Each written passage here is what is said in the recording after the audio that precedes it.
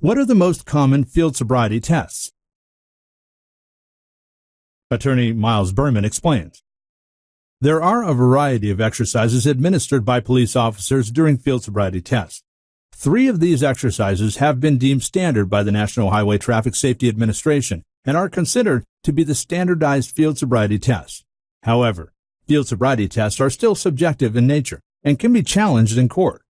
Our Ventura, Orange, and Los Angeles County DUI defense lawyers have an intimate familiarity of these test shortcomings, and they will use this knowledge in your defense. The standardized field sobriety tests consist of the following. The horizontal gaze nystagmus test. The HGN test is used to measure the involuntary jerking of the eyes as they look left and right towards the peripherals. When an individual is impaired, the tendency for eye jerking may become more pronounced and occurs at a less extreme angle. To administer this test, the police officer will hold an object in front of the driver's eyes and move the object side to side. The individual being tested is asked to follow the object with his or her eyes without turning their head. Walk and turn test. This test helps determine a person's coordination, balance, and motor skills. The walk and turn test and the one-leg stand test below are known as divided attention tests because the test tasks the individual with performing more than one action at the same time. During the walk and turn test, the individual is asked to walk in a straight line heel to heel for 9 steps. At the end of this line, the person must pivot on one foot and return in the opposite direction in the same manner. One-leg stand test.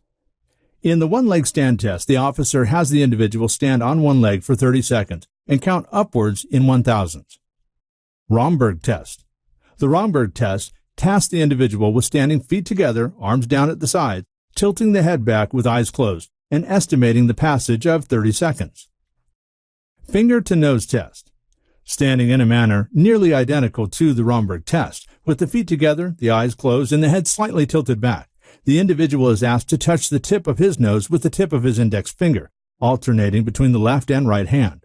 The officer will instruct the individual with which hand to perform the test, and in total, will have the individual perform the test 3 times with the left hand and 3 times with the right hand. Finger count test. Holding the palm out in front of the body, facing upwards, the individual is tasked with touching the thumb with the index finger, the middle finger, the ring finger, and the pinky finger in succession, as they count aloud from 1 to 4. They are then asked to continue the task in reverse, and so forth until 3 complete cycles have been performed. If the individual is unable to perform the task as it is instructed, there may also be cause for an arrest. Contact Top Gun DUI defense attorney Myles L. Berman, serving clients throughout Southern California, and he will represent you with the care and attention you expect.